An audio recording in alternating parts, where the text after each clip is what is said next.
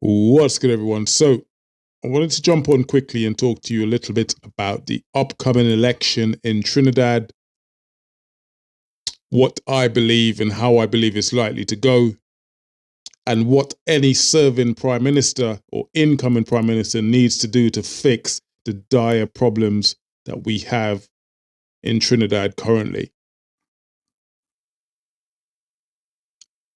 Now, Trinidad's in a terrible situation at the minute. We're in a state of emergency. That's not a good look for the island of Trinidad and Tobago. That is not a good look. So if I am an investor, I'm looking at Caribbean islands to invest my money in, Trinidad is at the bottom of that list. We've seen that being confirmed recently by the British government placing visa restrictions on Trinidadians applying to come to the UK. Some of you who have seen my previous videos would have seen me elaborated on that as to why I believe they've done that. Trinidad has now joined an illustrious list of two other Caribbean islands, Jamaica and Dominica, the two other islands that face restrictions or visa restrictions in coming to the UK. That's quite embarrassing, I believe. The reason given by the British High Commissioner in Trinidad is an insult to our intelligence. The idea that there's been an increase in asylum claims from Trinidadians in the UK is not entirely incorrect. There has been an increase, but the amount of Trinidadians applying for asylum in the UK represents something similar to 0.33%. It's absolutely nothing. And for those of you who've seen my previous video, I also alluded on the fact that of those people applying for asylum claims in the UK, it believed to be around 439 or 449, around that number, have applied. Trinidadians in the UK have applied for asylum in the UK. The UK has roughly 133,000 asylum applicants a year from across the world. 400 or just over 400 represent a very, very small amount, roughly 0.33% of the asylum claims. So for the British Embassy to suggest that the reason for putting visa restrictions on Trinidadians coming to UK is because of the increase in asylum claims, is, like I've said, an insult to our intelligence. Now, moving forward, what does Trinidad need to do? I believe whoever becomes prime minister, and I'm not holding my breath because I've seen this many times before, nothing changes. There are some good politicians out there, but for the most part, nothing ever seems to change in Trinidad. And the problem we have is the problem we have in Trinidad is we have a very undiverse, for want of a better word, or non-diverse economy. We have an economy that's solely reliant on what I would say is, you can look at as a blessing or a curse, but we do have these natural resources in Trinidad, which for me sounds like a blessing and a curse, because we've become in Trinidad solely reliant on the natural resources that we have. And because we've become solely reliant on the natural resources that we have, oil and gas, the minute there's a lessening of the production of oil and gas, or the prices of oil and gas is affected globally, then our economy that is reliant on that one thing or those two things is massively affected.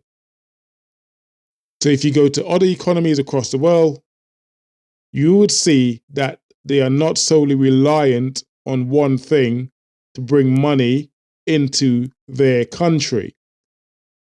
We are solely reliant on oil and gas. We have many untapped industries in the Caribbean, and I'd keep preaching this. Some of you who've seen my previous video have seen me talk about this before. We have many untapped industries in the Caribbean.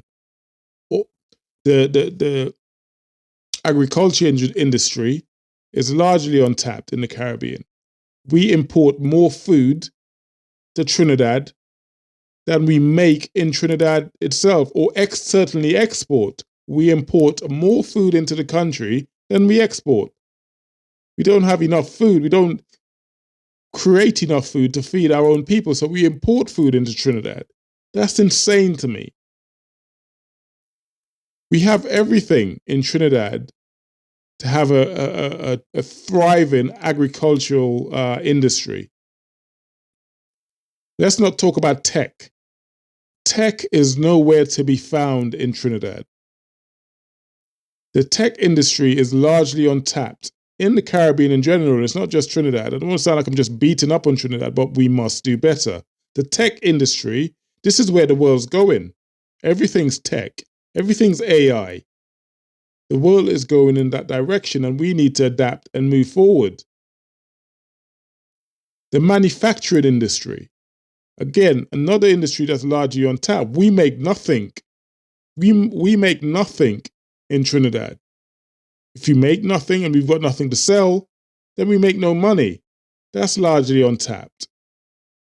So I mentioned tourism, I mentioned manufacturing, I mentioned tech. There's something else. There's many others, but the fact that these industries are untapped means that we are solely reliant on oil and gas.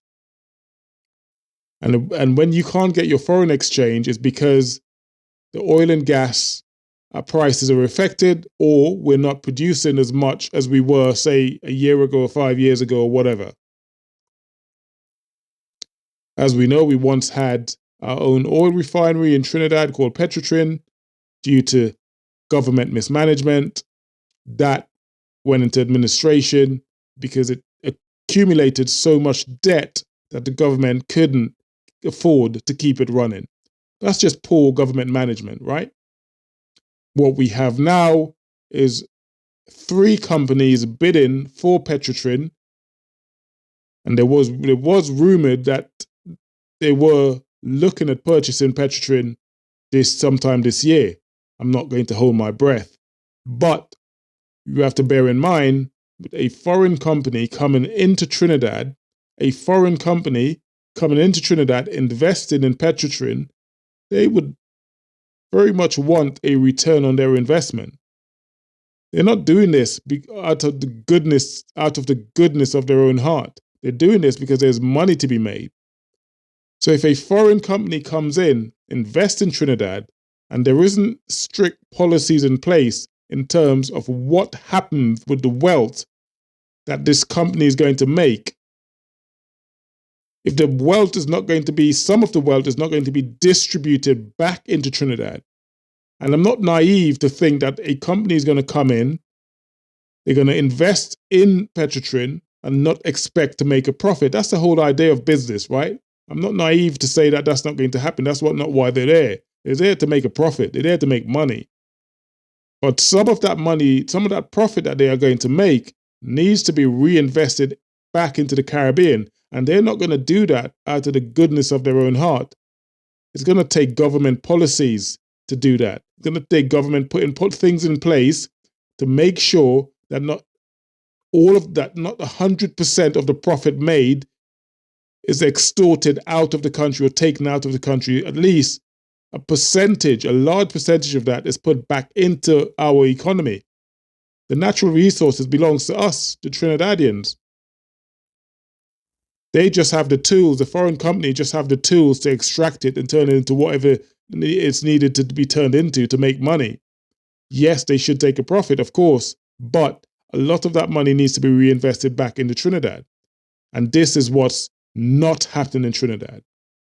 You have a massive wealth disparity in Trinidad. You have the rich, and you have the poor. And the richer get richer, the poorer get poor. That's how money works. Every time you're suffering, you haven't got money in your pocket, someone else is getting richer. So these are the things any serving prime minister, any incoming prime minister needs to address: the state of emergency and the economy. We need entrepreneurship. We need tech. We need small businesses. Every country worth its grain in salt, whatever analogy you want to use, any country that has a thriving economy, you would find that small businesses are at the core. Entrepreneurship is at the core. Tech will be at the core. Make no bones about it, tech is incoming. AI is incoming. It's here already. Not incoming, it's here already. You probably haven't seen it yet in Trinidad, but you wouldn't have any choices soon as to what this thing done. It's powerful, it's here, and it's here to stay. We are an island of 1.4 million people. We have more than enough. We have more than enough to have a thriving economy.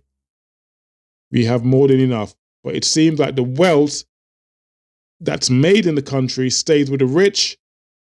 Corruption doesn't help the situation. The rich get richer. The money made in Trinidad from the natural resources that it has is not distributed evenly, or not distributed back down, or trickle down. They call it trickle-down economics. The wealthy, meaning that at some point the people who make the wealth are going to have to spend it, and that money will trickle down to the people at the bottom, which is the poor. The money isn't even trickling down anymore. The reason we have a state of emergency is because Trinidad's economy is so poor. There's no job creation going on. There's not enough jobs to go about. Most of the jobs coming out of the country seems to be government job. That's not going to create money in a country. Government job does not create money. Government jobs are government jobs. What creates what creates money to any economy is small businesses and entrepreneurship. People coming up with ideas, being backed by the government, having the ability to come up with an idea and know that you could go to your bank and get a loan to try and see your business through and make your business work. And if you don't have that, then you're less likely to encourage people or influence people or inspire people to become entrepreneurs, to become business owners.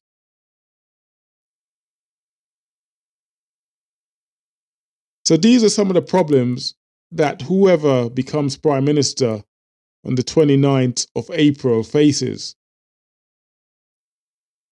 And it needs to be addressed. The crime situation needs to be addressed urgently. The idea that adding more police officers on the street is going to reduce crime, anyone believes that, you're living in a fantasy world. You're living in an absolute fantasy world. Unless you could put 1.4 million police officers on the street watching every move of every citizen of Trinidad, yeah, you might stand a chance then, but that's near impossible. A state of emergency is not going to fix the problem. It's a temporary fix for long-term problems.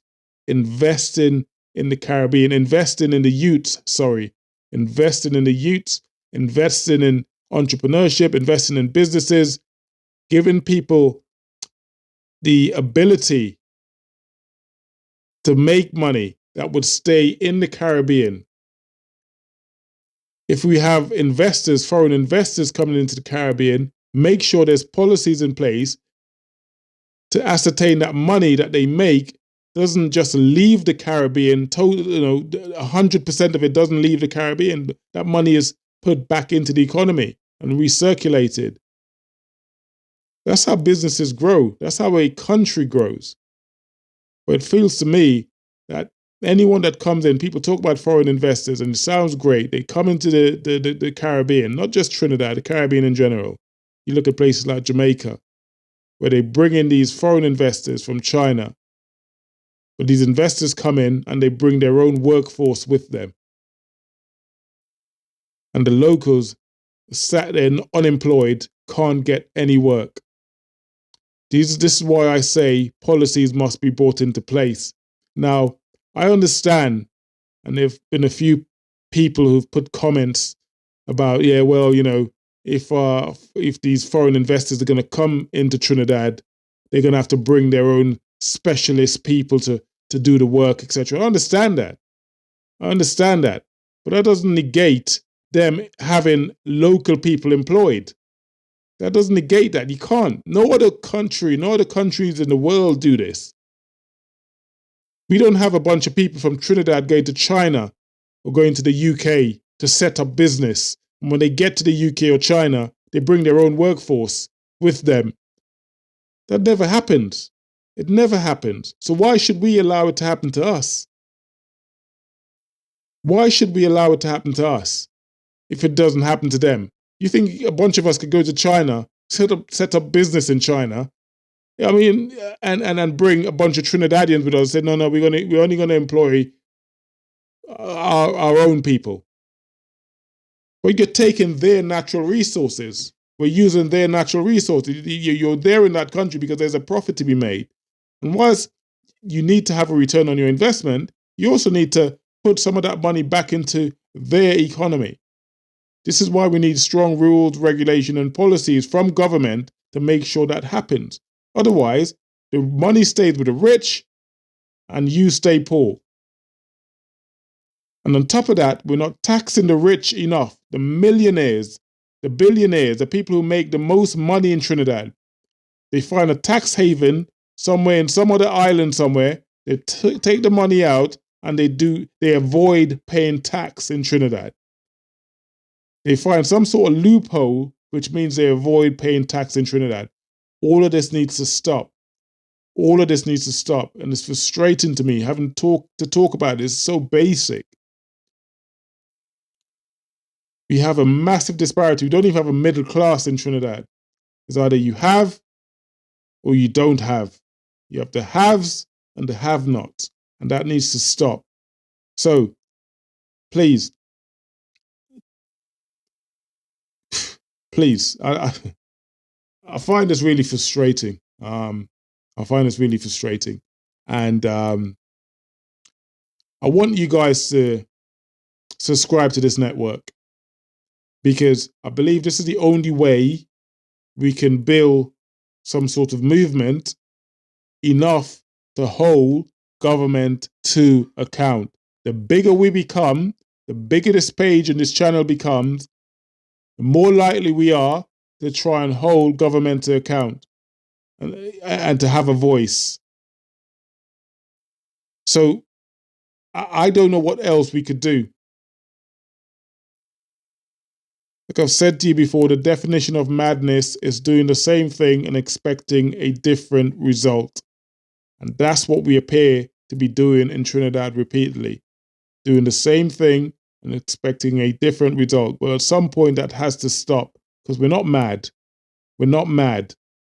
What's happening in Trinidad is madness. The murder rate is madness. That's madness, and that's what we have to change. And putting a state of emergency in place is not going to change that. That's a temporary fix for long-term problems. So we need to address the economy. We need to, I don't want to regurgitate everything I've just said, but please, we need to do better. So let's try and support me, try and support this channel. This is about us. This is not about me. This is about you. I don't have to do this. I live in the UK. I go back to Trinidad every now and again.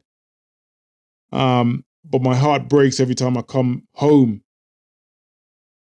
And I want to make a difference. I want to make a difference. So if you could help me to grow this channel, subscribe, and we could potentially create a movement where we could hold the people in power to account and make Trinidad and the Caribbean potentially a better place. Thank you guys for watching. Thank you for those who subscribed. I hope you resonate with the message. And I'll see you guys in the next video. For now, take care. Much love.